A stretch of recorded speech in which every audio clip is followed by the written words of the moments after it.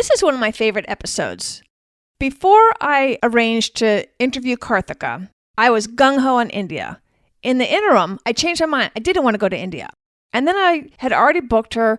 I said, all right, I'm going to do the research. I'm not the only gauge of whether somebody should go or not go to some place.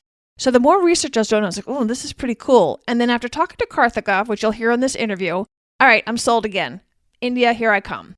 And whether or not you think you'll ever go to India or not, it's worth it just to listen to her infectious laugh, her charming accent, and it just gives us a little bit of insight not only into her home country, but also we talk a little bit about sustainability, over tourism, and I just found it a really fun interview, and I hope you will too.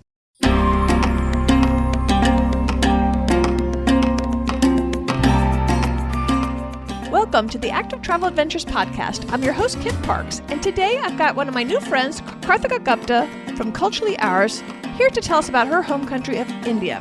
So let's get started.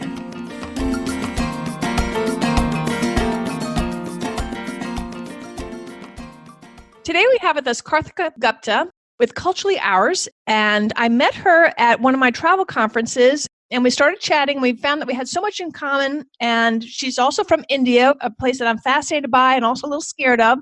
So I've asked her to come on the show to talk to us a little bit about the country in general, some of our misconceptions, some of the things we must make sure that we think about or do before we go, and some of the adventure travel activities that we could be doing there. So welcome to the show, Karthika. Thank you so much for having me, Kit. I'm delighted to be able to chat with a fellow podcaster as well. Absolutely. So let's start with the fact that India is like a scary place to a lot of people that have never been there because it's so big and so many people and all the adjectives all belong to India across the board. Rich, poor, beautiful, dirty, everything. I hear India is like an assault of all five senses, good and bad. So can you just kind of tell us a little bit about what we should expect when we get there and think about before we even get there, and just kind of tell us what our misconceptions are and what we should be thinking about? Sure. So I will obviously say this with a little bit of bias because I am from India. I was born there. I lived for the first 20 odd years of my life there. And you are absolutely right. India is huge. India has a lot of people. We have over 1 billion people, considering that the planet is 7.2 billion. So that's a lot of people. But it's also an incredibly beautiful place. And I say this not because I'm Indian, but just from the point of view of the diversity that's there. Take it from landscapes to cultures to food and everything else in between. So there is a lot happening on the Indian subcontinent. And I think that's what happens when people think about traveling to India, because they're like, oh my God, where do we start? What do we do? Where do we go? What do we see, right? So for anybody who's kind of thinking about India, just know that no matter where you go, it is going to be beautiful, but it's also going to be a little bit overwhelming because of all the things we talked about. There are people, there's a lot going on. There you will find the richy rich, the super rich, whatever you want to call them, and then not so fortunate people as well. And it all goes hand in hand, right? But I think that's just life there. That's how people live there. And I think having a mindset of, okay, I'm going to accept whatever comes my way is one of the best ways that you can enjoy India. Of course, especially if you're coming from the West, it's going to be very, very different from what you're used to. But I think just accepting that that is how 1 billion odd people live sort of puts things in perspective, in my opinion.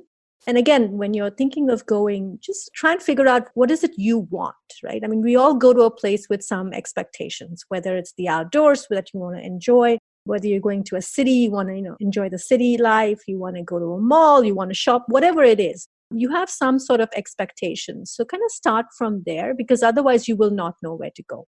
And luckily for India, we have huge, big cosmopolitan cities. So any place like Delhi, Bombay, Jaipur, they're all cities that are well versed with tourists and especially foreign tourists. So going to some place like that is probably a good place to start. But there's also the lesser known sort of cities and villages, and you go into like the mountains. I mean, we have the Himalayas right at our doorstep. So kind of, going there and experiencing adventure travel there is also a good kind of experience, in my opinion. What would you say are some of our biggest misconceptions are of India? When you talk to people, you're like, oh, it's not like that at all. There are a lot. So definitely the people, right? Oh my God, it's so crowded. Well, yes, it is crowded. But again, put that in perspective to where you're going and number of people there. It is loud. Yes, of course it's loud. I mean, again, a lot of our cities that were not built to handle so much of growth and population. So it does tend to get loud. Indian food is so spicy. Well, yes, it is, but the West kind of tastes only a certain part of Indian food. And so, Indian food is so much more than curries, right? I mean, there's a lot of other things because of the diversity that we have. At least in my opinion, those are some of the main misconceptions that people have. And when you talk about population comes the fact that, oh, is it safe? Yes, it is safe. I mean, I wouldn't walk the streets at 3 a.m. in a small village, or maybe in fact, a small village might be safe. A big city, but you won't do that anyway where you are as well, right? So street smart is street smart no matter where you are. So as long as you kind of are aware of that, you should be fine. You wouldn't book yourself into a very dodgy hotel that you have no information on just because you're getting a good deal. You won't do that whether you go to Europe or whether you go to India. So I think it's just, being a smart traveler and a smart tourist is beneficial no matter where you go. And I think that applies for India too. Would you recommend, unless somebody's a really, really seasoned international traveler, going with a guide? I consider myself medium to high traveled. Could I just go to India, or should I arrange my everything before I go? I would say either way is fine. Again, depending on where you're going. If you want to spend 10 days in Bombay, oh, absolutely. You can go there. I mean, you will have a rough idea on, you will do your searches and you will have a rough idea on where you want to stay and what you want to do. But, you go there, you talk to the people at the hotel, you kind of figure out things. You can be brave about it, not a problem. But if you go to some of the not so infrastructurally set places, then it's going to be a little bit of a challenge. For example, we have some amazing national parks in India, and they are beautiful. They are becoming very popular now. And of course, national animal for India is a tiger. It's very different from national parks here in the States. You cannot just walk in and hike. You cannot pick up a map and say, okay, I'm going to do a self hike. That's not how India is set up. So you will have to kind of figure out, okay, how do I get into a safari? How do I pick the right safari? Where do I go? There are going to be many different outfitters. So in things like that, a little bit of research definitely helps you.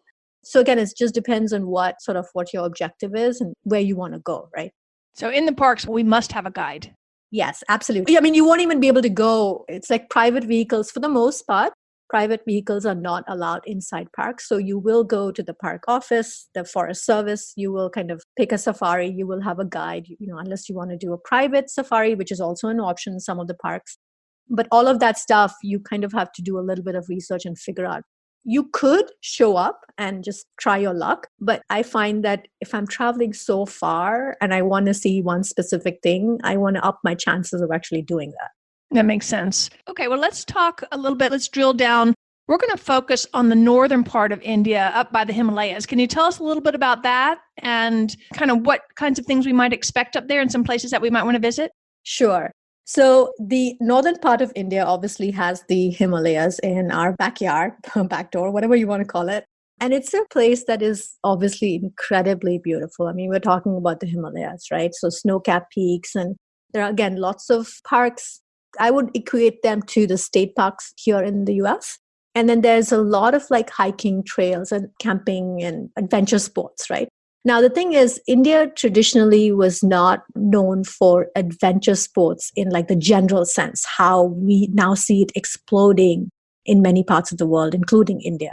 So traditionally, it was something that you would associate with like a hiking club or a mountaineering club or a trekking club, which was not something that the general Indian population does.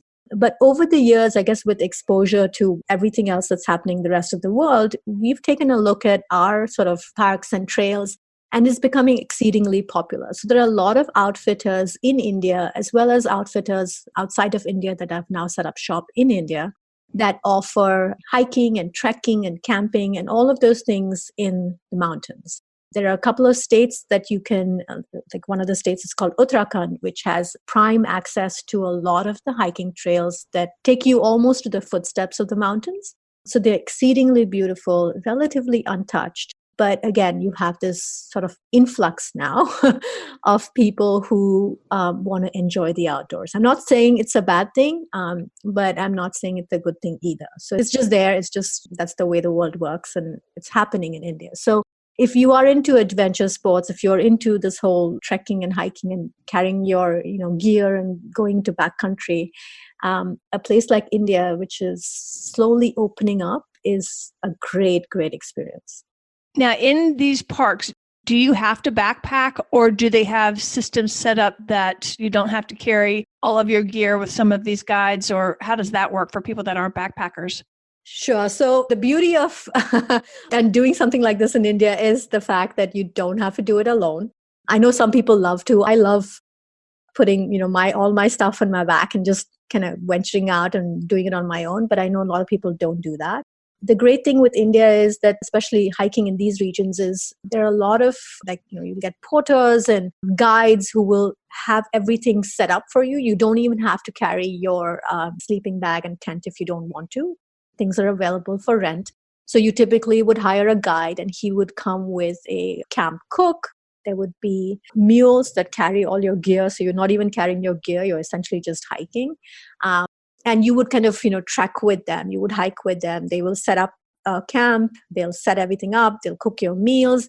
And then you just pick up and you go to the next thing. So depending on whether you're doing a day hike or overnight or several overnight treks, there are options available. And I think I would almost recommend doing that, especially if you're going for the first time, because it's not like how we have it here in the States or perhaps even in Europe, where you have these maps and they are detailed GPS maps. A lot of the treks in India, apart from the super popular ones, don't have any maps. So you are essentially relying on your guide to take you from point A to point B. And that's not necessarily a bad thing, because a lot of the guides are local villagers, local shepherds who kind of do this now. And so they have incredible knowledge of the land, of the culture, of traditions. You're not just walking. You are actually getting insight into the mountains, into life on the mountains and folklore and all of those things. So it's a pretty amazing experience. That's great. Do you have any tips on how we should choose our guides or guide companies? Sure. So there are a lot of, like I said earlier, there are a lot of outfitters that are kind of making space in the marketplace now. So definitely Google. It's a funny side story, but my first trek we did in 2011. My kids were really young, and we actually found our guide in The Lonely Planet. It turned out that he was one of the guides who had kind of helped a lot of the Discovery Channel did a lot of episodes on trekking in Uttarakhand, and he was one of their lead trekkers. So you never know who you might find. So do your research, or if you don't want to kind of take the time and do that, look at some of the big players that are there in the market space, and you cannot go wrong. All right, sounds good. So let's focus on the Valley of Flowers to start with. That I looked at the photos. Just beautiful. Can you talk a little bit about the national park? Yeah, so Valley of Flowers is actually this beautiful trek that you can do in the mountains. And I believe it's sometime in August timeframe where the valley just explodes. So the mountain states have monsoons from June through, I would say, early September. And so right after the monsoons, the valley kind of just explodes in these flowers. And it's not an easy trek. I mean, it's like, when you say 1 to 10, I wouldn't say it's 1 or 2. It's definitely a little harder trek. But it's so worth it because it takes place over a few days, and you actually hike into the valley and look at these flowers, and you have these majestic mountains and you have snow-capped peaks. So it's just incredible. Definitely recommend going with a guide though, because like I said earlier, the path is there, but you don't want to miss out on a lot of the stories and the interactions that you get when you're doing the hike. And also, because it's a fairly popular hike, there are what we call roadside kind of shops that you can actually go. You can grab a cup of chai. You'll see the locals coming in. A lot of the women in the mountains will go get twigs and branches deep into the forest to get back for their cattle. So you meet very interesting people when you go hiking there. And now almost everybody speaks English. True or not true? Are we able to talk to the locals outside of pantomime?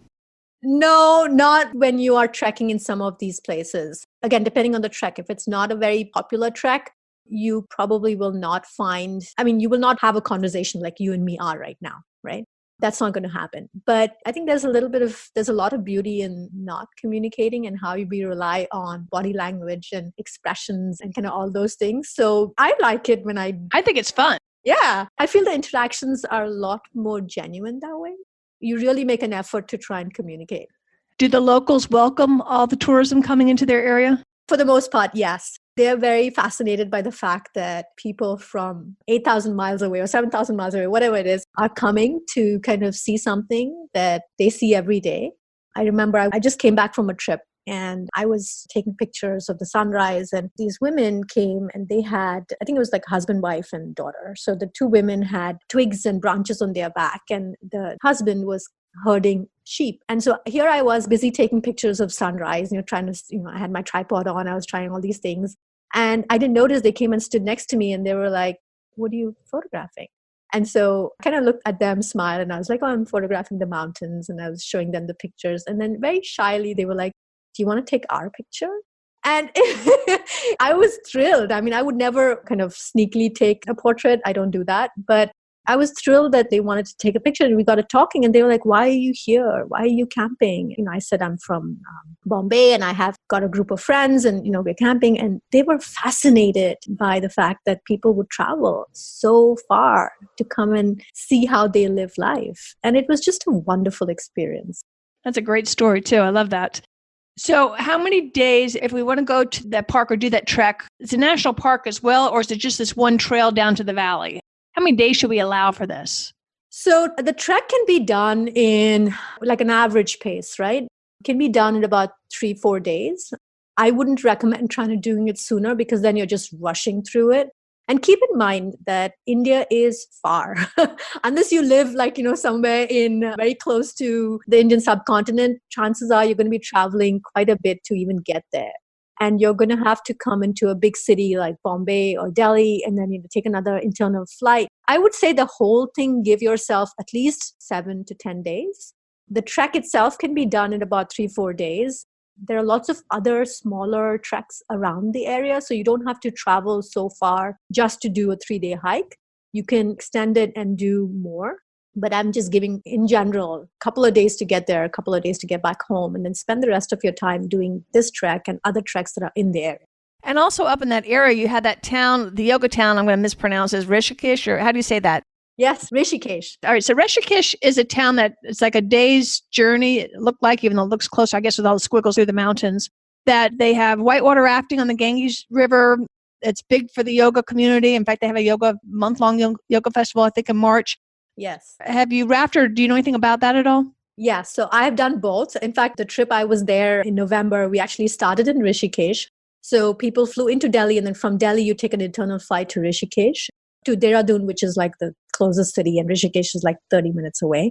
Yes, it is considered the yoga capital of the world. And there's a lot more to Rishikesh than just that. It's, the Ganga flows through, which is the holiest river in Hindu mythology. So the Ganga flows through Rishikesh, and it's just a beautiful place. And remember when I said earlier that adventure travel and adventure sports is kind of exploding in India? So a lot of what happens in and around Rishikesh is that people do whitewater rafting, they do kayaking, and it's a great way to see the area.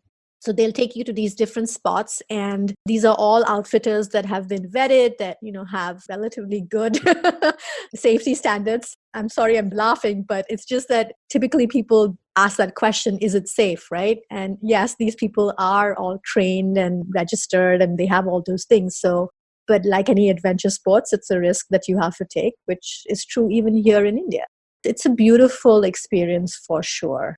And even in Rishikesh, there's a lot to do besides that. There is religious ceremonies that happen, which are open to anybody of any faith. There's obviously yoga. So there's a lot of yoga classes and studios that are open. And I believe you can do your yoga certification if you're looking to be certified and to teach. So there's a lot going on in Rishikesh. It's a beautiful blend of the old ancient city and the newer experiences and parts that is drawing people from all over the world. It's also considered like one of the starting points for doing any sort of outdoor activity into the mountains. So you will likely come into Rishikesh and then you'll either hire a car, or if you're teaming up with someone, then they'll come pick you up. And then you'll drive through the little windy roads, which are actually highways, and get to where you'll start your trek. So it sounds like maybe we want to go Delhi, then to Rishikesh, spend some time there, then head to the park. Yes. That sounds like a good plan. Now, here's one thing, because I'm a little bit of a cootie queen. I love rafting. I did see a film about the river, I assume further south, that was highly polluted. Is it polluted up in that area, or is it clean? No, it's relatively clean.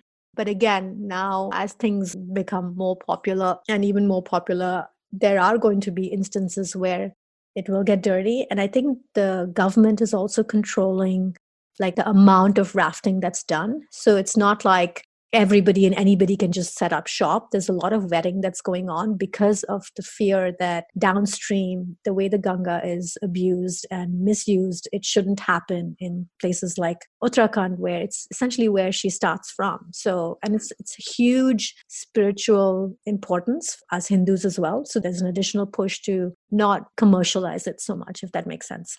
I get that. That makes sense. And I also want to point out, too, that Rishikesh is considered a holy town, so the town strictly forbids alcohol, and so you should know that if you like to imbibe. From what I understand, if you bring your own alcohol, just drink it quietly in your room and just don't make a nuisance of yourself, and you should be fine.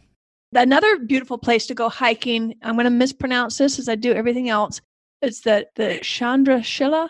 Chandrashila? Yeah, that place. Yeah. Known as the Switzerland of India. Can you talk a little bit about that? Chandrashila is actually a summit. So a mountain, right? And it's all within those, it's like within that range, that sub-range of the huge Himalaya. So you have Chandrashila, Nanda Devi, Trishul, Kedarnath. They're all peaks that are in that range. So it's a trek to that region, if that makes sense. So Chandrashila popped up when I was researching the Chopta trek. The Chopta trek is a beautiful trek. It's one of the treks that you take to get into Chandrashila, seeing the mountain range, Chandrashila, the mountain, Chandrashila. Then you have Trishul, you have Nanda Devi. These are all peaks that are in like a sub-range. And so Chopta trek is one of the treks that you can take. And it's actually it's not a very intense trek. So a lot of people do it even as a day hike. Of course, I think personally getting there and spending the night is amazing because there's a pond that you can actually get a reflection of the snow-capped peaks of Chandrashila. So you can see the mountain and the reflection is just incredibly gorgeous. And imagine seeing that first thing in the morning. It's just out of this world. And of course, being so high up, the stars on a clear night is phenomenal. I mean, it's just, the sky just opens up. So if you want to do this as an overnight, I highly recommend it. It's a little bit of steep up, but it's a very popular hike. So what happens with some of these popular hikes is obviously the villagers have kind of become savvy in that this is something that a lot of tourists come to. So there are mules that you can actually hire. A little uncomfortable, but they can actually take you up top if you don't want to hike up all the way. But it's a pretty good paved sort of a path. It's not not the backcountry sort of experience. It is a paved path, but it's quite a bit of an incline, which is why they offer the mules. But again, it can be doable in a day, but I highly recommend an overnight just to get that experience of the sunrise hitting the peaks. I want to say too, we're talking the Himalayas, everybody's thinking, oh, Mount Everest. Here we're talking at not even 8,000 foot elevation. So it's not something you have to worry about elevation for this particular trek. No, you don't. You're right. It is around 8 to 9,000. Yeah, you're not doing the Everest base camp or anything close to it. When I was in Bhutan, fairly near to this area, I was there in early spring. The mountains were covered in these dwarf rhododendrons. I was like, oh my God, if I'd been here another 6 weeks from now, it'd just be covered in these flowers. I read that they have the rhododendrons here as well. That must be spectacular. Do you have any idea when they bloom? I actually did this trek in November, which is not the best thing because it was like -5, but it was just, we were the only ones there. But I would imagine it would be either just around spring or maybe just after the monsoons. because that's how it is in the Valley of Flowers. It just explodes in color right after the rains. So I would imagine that probably would be the same thing here. Yeah, I think I read that it does bloom in the spring. So when would spring hit there, would you say? So spring is, I would say, March, because the rains come to the mountains sometime in early June. So I would say March, April. They're probably budding in March then, so I'm going to bet May. So that sounds like the same as Bhutan. And I was a little bit higher elevation. And a lot depends on whether it's an early spring or a late spring. You can never pinpoint it exactly. Yeah, it also sort of sometimes depends on the rain and the snow. Right? Oh, definitely. And foliage in the fall must be beautiful as well. Oh, absolutely. Because remember, some of these places do get snow. It's nothing like the snow we see here, but they do get snow. So it's just, like you said, it just depends on late snow season or early snow season and all of that. But roughly around I would say end of March through maybe early May is a good time if you want to see the flowers. Okay, good. And when you say the snow is different than our snow, what do you mean by that? So depending on kind of where you go, like at what elevation you go, it's just feels like it's different in the way it sort of falls and gets packed in. So perhaps around Chopta area, you would see snow a few inches. But if you go up higher to like some of the treks that I did in November, they get over a foot of snow. And that's around 9 to 10,000 feet. So it just depends on like where you are in terms of elevation, that they can get heavy snowstorm and they can just be obliterated in terms of the amount of snow. And there is no snowmobiles or there is nothing to clear the snow. It just happens and life revolves around it. If you are used to, kind of snowshoeing and you expect something to be sort of cleared out or, kind of the path sort of quote unquote made safe, that's not the case here. Remember, people live in these mountain tops and people live in the villages around it. So they just kind of adjust to life as it happens. I generally don't cover winter sports on the Active Travel Adventures podcast, so I'm going to recommend that you go before it snows. I just don't do the cold very well. And I'm sure it's gorgeous. I mean, it's beautiful, out of this world. Yeah, but it's just different. So...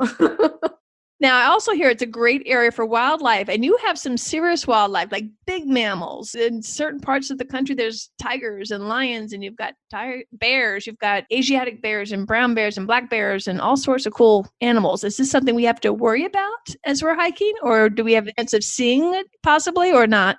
Well, you could see a leopard because this is all leopard territory. The mountains are. And trust me, I just wish I would see a leopard. I'd like to see one too, as long as it didn't see me as dinner. Yeah.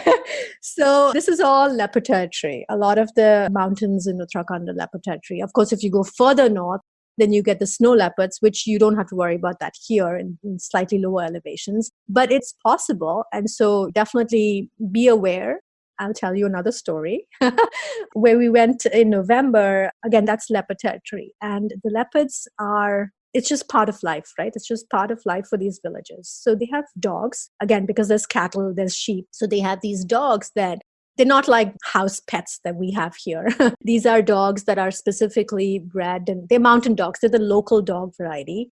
And a lot of times these dogs are just left outside. There's no concept in India, whether it's in the mountains or I think in the cities, to actually kind of cuddle and bring your dog in. I'm not saying people don't do it, but a lot of times you'll see dogs tied outside. Of course, it's different when you are living in a building versus a bungalow. So these people leave their dogs outside. And a lot of times they'll wake up one morning and they won't find their dog. And they're very nonchalant about it. And it's like, oh, I guess the leopard's taken the dog. I mean, I say the story because it's a part of life. My husband has seen a leopard. They were just driving along one of the roads and the leopard literally crossed the road and jumped into the bushes and went into the jungle. So it's just there. You just have to be aware of it. Yeah. I mean, again, street smart, hike smart, all the other things that we know of and we read about when we go hiking anywhere, right? There is no bear spray or leopard spray, not that I know of. But you just have to be smart, and if you're not sure, take a guide.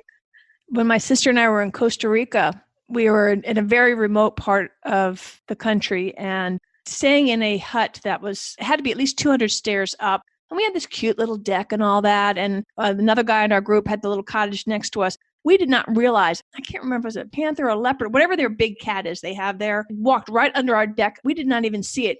While we're out there sitting, had no clue. Wow. I have seen a wolverine. We were hiking in Glacier National Park.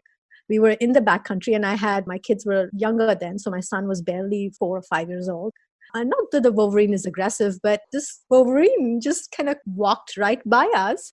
And I think we were so shocked, and I didn't even know what it was to begin with. I was like, oh, it's like a marmot, or, maybe it's like some sort of not a beaver, but some sort of a kind of a mammal. And then of course, me being the photographer, I took a picture, and then we come back and we are, talking to the ranger, and I show him the picture, and he's like, oh my God, that's a wolverine. Oh my God, you know how rare that is? And I'm thinking, do they bite? Do they attack? And he's like, yeah, wolverines can get pretty aggressive.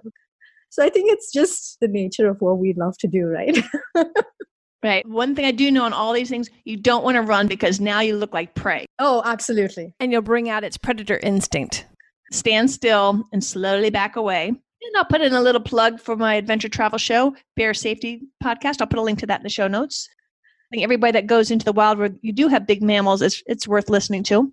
So let's get back to the hiking and all that kind of stuff. So is this place, the Chopra, is that near the Valley of Flowers, or is that we got to allow a full day to get there? Or what's the transit situation here? I would allow at least a day to get there. And again, these are mountain roads, and they're nothing like the mountain roads that are here in the States. They are oftentimes single lane, single road, 2 lanes. So I would just give enough time to get between this one and the Valley of Flowers. And you do have to find accommodation, especially if you're doing Valley of Flowers. There are times that you want to start hiking so that you get to designated spots, at a decent time. You're not hiking at night. You don't want to do that. So I would definitely recommend giving yourself at least a day, day and a half, get there and get situated and, get everything together and start the hike. And you wouldn't, especially if you're doing Valley of Flowers with a guide, the guide will tell you that, we'll leave at 5 in the morning or 6 in the morning, whatever it is. And then there are designated spots that you would take. Oh, good. And another place that we were going to talk about, the Rupkund Trail, now has been closed off because it just got too popular. Yes. So let's talk a little bit about how that's all happening and what's going on there. Sure. So the Rupkund Trail, which is really unfortunate that it's been shut down because it's it's like one of my favorites. And we did this with our family. So it was a group of us. And it takes about 3 to 4 days because, again, it's at a much higher elevation. And there's a story behind Rupkund. So I'll give the short version of it. But Rupkund, essentially, Rup means beauty and Kund means lake or a pond. So in Hindu mythology, the story goes that one of our gods, his to-be wife, passed by that area, and she actually got herself ready by looking at her reflection in the waters of that pond. So it has a huge spiritual significance for Hinduism. And it's been a trek that's been used for many, many years by the locals to go to pray. There are little spots along the way where you kind of go and pay your respects and all of that stuff. So what started happening was that obviously it got popular, right? And another thing that happened, and this kind of goes back to what I'd said earlier about finding my guide. Discovery Channel ran a special on Rupkund, obviously pushed it up to even more popularity because they actually found skeletal remains in the base of the pond. And a lot of, I guess, carbon dating or whatever that people do, they found that there were 2 sets of skeletals that were almost like 500 to 800 years old. And can I interrupt for a second? We're talking lots of skeletons. We're not talking 1 or 2 bodies. There's a lot of skeletons. There are a lot of skeletons. Yeah. So obviously the questions came as to who are they? Where did they come from? How old is all of this? So again, all this heightened the popularity of the trek. So the Rupkund trek actually passes through and goes through several days, and you end the trek by going to that pond, that summit, whatever you call it, and seeing those skeletals, right? And again, as it got popular, a lot of the outfitters started doing this, and people would literally come in hordes. And I'm not exaggerating. When we were there, we were a group of 8, and we passed several groups of 25, 30 people. And these people are just doing it because it's quote unquote popular.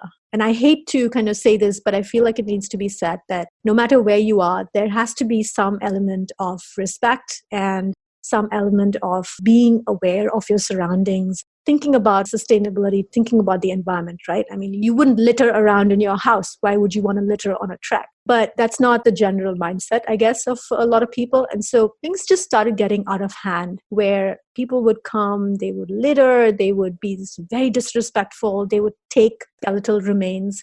Remember, this is a revered holy place for Hindus and for Hinduism. And I'm not just saying foreigners, I'm talking about even Hindus would do this. So it's just got to a point where it was very hard to maintain the sanctity of the place and maintain the conditions of the trek. I mean, people go off trek, and now you have footsteps, and you have these, all these meadows that are completely ruined because people are trapsing all over the place. People have fallen because they're taking selfies, and the whole thing that comes with over tourism and over popularity, right?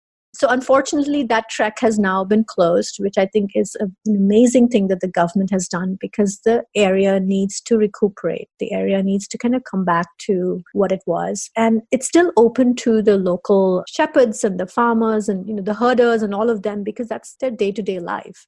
So unfortunately, that's closed, but I think it's a good thing. And do you see that as being a permanent, or at least permanent for like this decade or the next decade, to let the meadows rejuvenate? Because people were just camping everywhere too. Like you said, they just disrespected the whole land. Absolutely. And I think, I don't know how long it'll go, but what I've heard and what I've seen is a lot of the meadows are kind of being restricted. So even when, and I think this is where going with a reputed guide that knows the local lay of the land is very important, because you are not allowed to camp anywhere you damn well please. I love and appreciate your passion for this, Karthika.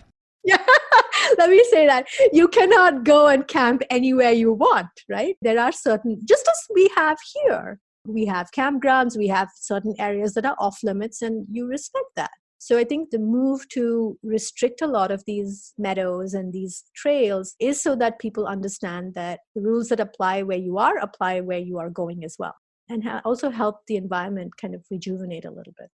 I want to ask you about the leave no trace attitude, the local Indians, because certain countries you go to, they would never dream of not packing out everything they brought in. What is the mindset of the local people? Unfortunately, that is not the case for, I would say, a majority of the Indians. And I can say this because I'm an Indian and I've lived and I've seen, as I go back every year, I see it. It's definitely something that is taking shape more and more, but the general population does not have this sense. We were driving back to Rishikesh and we were stopped because there was some road construction. And the car in front of us, it was an Indian family. And they ate a banana, and the instinct to just chuck it out the window took over, and that's what she did. So I actually climbed out of the car, much to the amusement of my driver. And I went to her and I said, there is a garbage. Hold on to your garbage, and at the next stop, you can throw it. And I think everybody in the car was just flabbergasted. But that's not the mindset. The mindset is to just throw all trash wherever you can. And a lot of it goes with education too. The more we talk about leave no trace, the more we practice, the more we educate, the more people think it's important and it becomes second nature. So there is a movement, but country like India, again, with 1 billion population, it takes time to move the ship. It'll be generational. If they teach it in the schools, if that becomes part of the kids, because that's how smoking went away for the most part in the US. They got the kids to nag the parents, and then they weren't smokers. They did the same with litter and caring for the environment. Attitudes and behaviors have radically changed in those areas since I was a kid. Right. It is generational. And you're absolutely right. It begins with the kids and it begins with the youth and it begins with talking about it at every point you get. So some of the schools are, but sometimes it's harder because you have these little village schools and it's not part of the curriculum. But having said that, I will say something that India traditionally has always done an amazing job with recycling. When you go to India, you will see there are people who, they're rag pickers. They will, pick up paper. They will pick up everything that can be recyclable and they take it to these facilities and they'll sort it and they'll do things with it. So it's kind of in our blood. It's in our culture. It's just that it's not practiced 100% of the time. And so when that's not done, you're trying to fight a losing battle. So things are shifting. It's not all doom and gloom. Things are shifting, but it'll take time for sure. I thought they did something interesting in Bhutan. I did the drug trek there, which is a 4-day trek. They counted the things that we brought in and then counted when we came back out to make sure we brought everything back with us. Oh, I wish they would do something like that.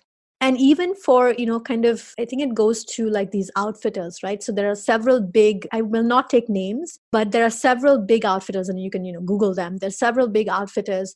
And I wish that that would be policy finable offense, that if they don't do things like this, because here you are, these companies that are taking 50, 60 people on hikes and treks. And if they don't practice it, what message are we giving to everybody else? Exactly. I think whenever possible, you want to try to go with a small group anyway, rather than the large groups. It gets unwieldy, and I can't imagine taking a hike with that many people. Oh, it's terrible. It's terrible. And when we did the Rupkund hike and we would pass these groups, everybody would get so angry because, you're in a place which is so beautiful. You just want to take a moment and you want to enjoy the beauty. And then you have blasting music, you have this noisy chatter, and you're like, what is going on? And it's like they're having a party. They're having a party in a meadow at 8,000 feet. Why would you do that? The whole concept of leave no trace is becoming a much more critical component of our outdoor adventures. So I'll also put a link to my Leave No Trace episode on the Adventure Travel Show podcast, that it's important for us all to follow these principles so that future generations can also take in all the beauty that we're getting to see ourselves today, and to help make things a little bit better for all of us as we go on our adventures. Any other thoughts about any of the parks or information we need to know about that area before we move on? No, I think it's just kind of do your due diligence and, maybe not go for the super popular ones, maybe go for tier less, and that way you enjoy it. If it is your first time, I would say do a mix of both, just so that you get a sense of the whole kind of perspective, right? So you do some of the popular ones, you also do some of the lesser popular ones, and just go with a very open mind and an open attitude. Don't compare. Oh, I did this I went for a hike in Europe, and so this is how it was, and how come it's not the same here? Well, it's not. India and Europe are very different. So just kind of go with an open mind and open to all possibilities and enjoy Himalayas. You have to enjoy the area. Now, can you give us the names of a couple of beautiful treks that are lesser known that I could add to the notes so that people could do some research on that as well and see if they could tack some of those onto their trip? Sure, I can do that. Can I give that to you after, Kate, or you want them now? Sure. Okay, so she's going to put some thought into that and give me some notes on that, and I'll make sure that we have that in the website for you. So I want to talk about your podcast and your blog, and tell us a little bit about it. Sure. So I have a podcast and a website and a blog called Culturally Ours. And essentially what Culturally Ours does is we talk to people from all over the world in all areas, be it travel, art, food, culture, lifestyle. It's basically a way for us to connect with each other, just to know how people all around the world live. I really believe that we're all very, very similar. We might just look differently, speak differently, have different accents, have a different, pronouncing name. But at the end of the day, we're all very similar. We all want the same things: happy, healthy life and food on the table and all of those things that is standard across the board, right? But by engaging with people of diverse backgrounds, you just come to understand each other better. So that's sort of what the intention of Culturally Ours is. And we also take people on trips and treks and things like that. So I was referencing my trip earlier in November, and that was like an outdoor adventure trip to the Himalayas where we did Rishikesh and we did trekking. And then in last year, we took a group to Jaipur, which is a beautiful, beautiful part of Rajasthan. It's considered the royal seat of India. It's a more touristy thing, but we added on a lot of women empowerment sort of activities. So the premise being that don't always do the touristy things, just like don't always play it safe. Talk to the person sitting next to you who doesn't look like you. You might learn a thing or two. Same thing goes with travel. Go step outside your comfort zone and, go to some of these places that you wouldn't think of right off the bat, because there's an amazing life experience definitely to be had from that too. I would definitely say that the one thing that I know from travel that I can say without fail is you're exactly right. We are all the same. I don't care what country I go to. We all do want the same things. Absolutely. And the more you kind of expose yourself to these different experiences, I think as people, we tend to evolve as well, right? I mean, we want to reach for that yerba mate, I think that's how you say it, from South America, which is like a different kind of tea as opposed to just that regular English tea, right? Because you now are curious. You want to know what it's like. You want to experience that. You want to understand that. So I think it just opens up this whole flood of emotion experiences when you are open to it from a mindset perspective too. And I got a question too about your podcast. If you want somebody to get a really good introduction to what your show's about, what would be a good episode that we could refer them to? So the podcast goes through several seasons. So we're actually getting ready to launch our 4th season. So by seasons, I mean 3 to 4 months. So the first season was all about migration. And I think that would be a great place to start because we have talked to people around the world who've migrated from wherever to wherever for whatever reason. And just the kind of emotions and life journeys that they have gone through as they've left everything that they know, everything that they love and hold dear to start a new life. So I think that would be a great season to kind of get a sense of what culturally ours is all about. Perfect. So I'll make sure I'll put a link to that in the show notes, as well as she's got a really fun quiz which tests your cultural know-how. And it turns out I need to do a little bit more work on that. Some of the answers were quite surprising.